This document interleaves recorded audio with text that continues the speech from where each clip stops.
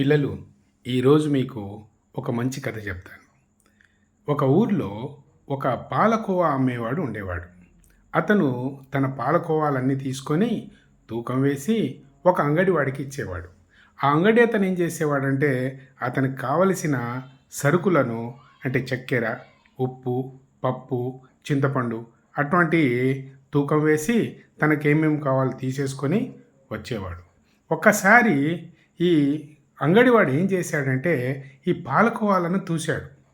తూకం చూస్తే అన్నీ 1 కేజీకి బదులు 900 గ్రాములు మాత్రమే ఉన్నాయి. తనకు చూసి చాలా కోపం వచ్చింది.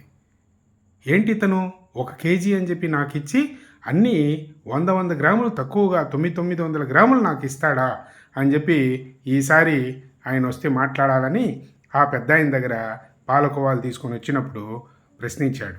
ఏమయ్యా, నువ్వు నాకు 1 కేజీ అని ఇచ్చినటువంటి సరుకంతా 900 గ్రాములే ఉంది అని చెప్పి అడిగినప్పుడు ఆ పాలకోవాలు అమ్మే ఆయన చాలా ప్రశాంతంగా చెప్పాడు. అయ్యా, నా దగ్గర త్రాసు మాత్రమే ఉన్నది. తూకం వేసేదానికి తూకం రాళ్ళు నా దగ్గర లేవు.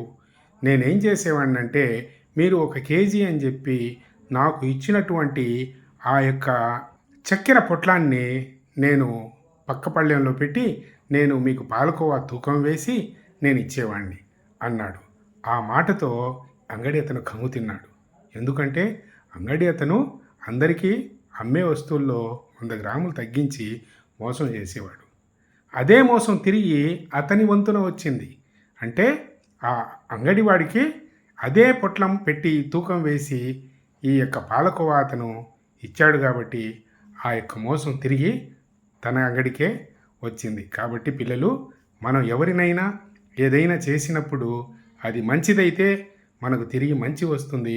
మనం చెడు చేస్తే చెడు వస్తుంది. జాగ్రత్త గుర్తుపెట్టుకోండి. జై హింద్.